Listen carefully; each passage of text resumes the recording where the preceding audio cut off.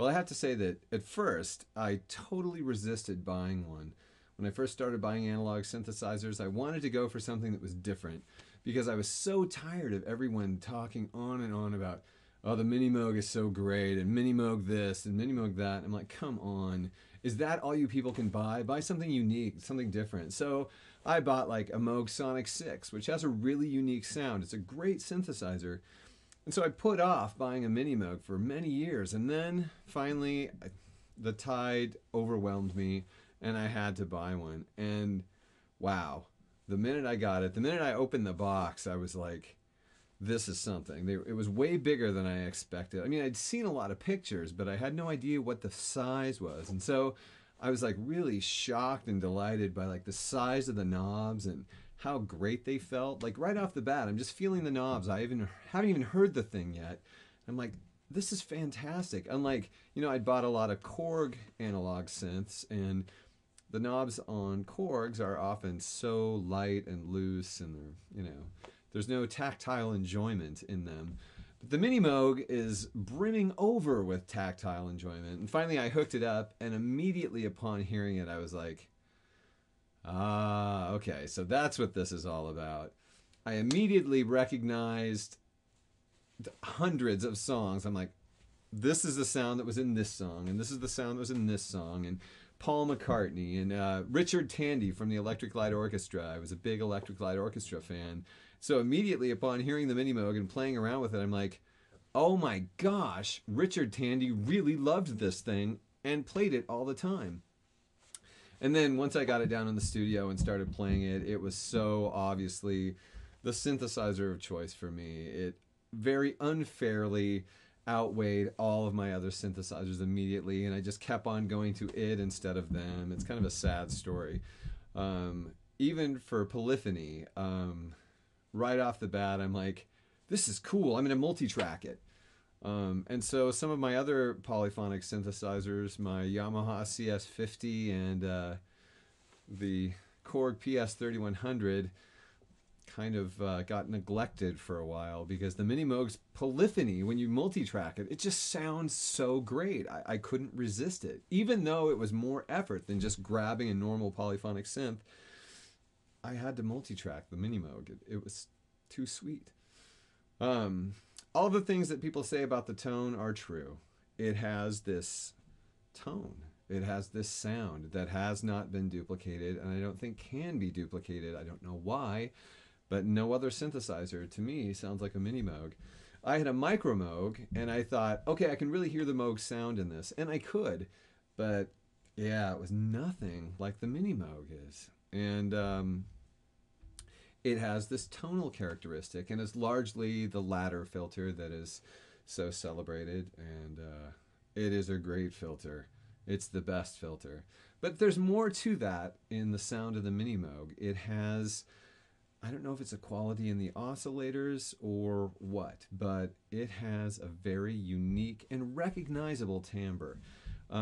You'll hear a lot of people say, oh, all synthesizers sound different, even those of the same model. And I think to some degree that's true. But the Minimoog was the first synthesizer that I can pick out of, well, that's not entirely true, but largely the Minimoog is the first synthesizer that is just so recognizable. You'll be hearing a song and you'll be like, oh, there's a Minimoog, which is weird.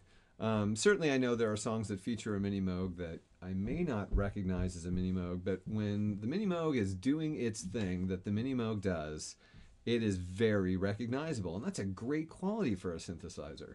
That means it's not just an electronic noisemaker, but actually a valuable musical instrument with a specific and desirable timbre.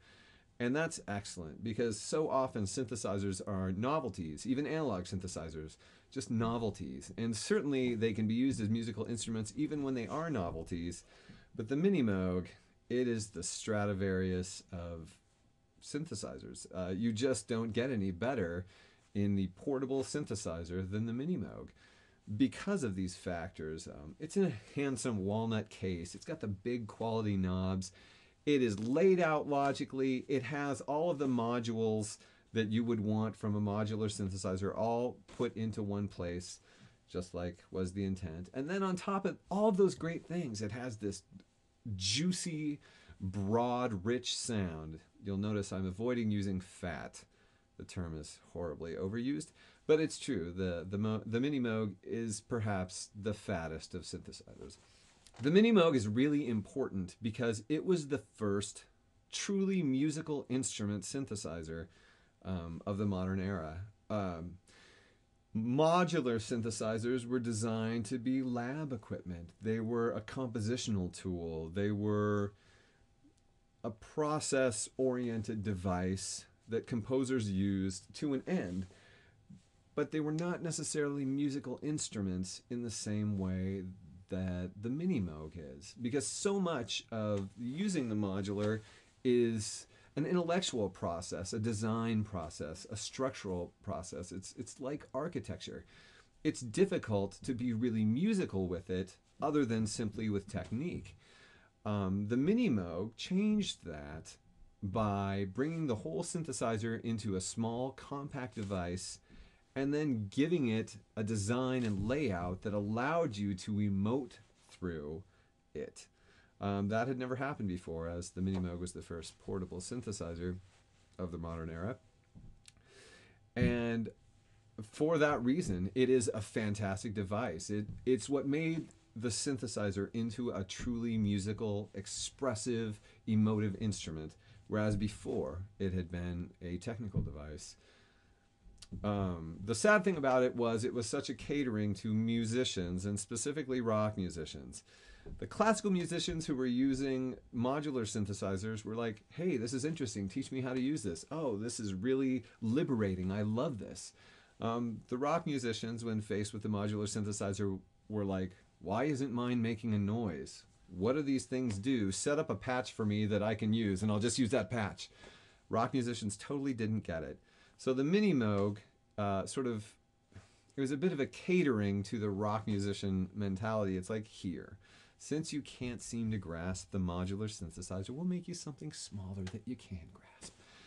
And it's gotten worse since then. Synthesizer companies just listen to whatever the rock musician says, even if it's stupid, which is sad. And the Minimoog was the first step in that. However, what a great first step it was. It should have been the last step. The Minimoog is fantastic. It is an expressive tool with a wonderful timbre that can't be matched by other monophonic synthesizers or even polyphonic synthesizers. I'm sure the Minimoog Voyager is doing its part to be the next in line for the Minimoog name, but when you make it too perfect, when you make it too clean, when you get it too precise, it loses heart. The Voyager is a great synthesizer, but it lacks the heart of the Minimoog. It lacks the organic nature, the flawed nature. The Minimoog is buzzy and imprecise and organic. It's squishy. Voyager is tight and technical and digital in its application, despite having an analog signal path. But the Minimoog, it has flaws. On my Minimoog, the second oscillator is somewhat drifty, but I like it because it changes. It has an organic feeling. And, I mean, the reason that you have multiple oscillators, other than, timbral differences, is to create a natural chorus effect. And the Minimoog does that wonderfully because it's not so precise.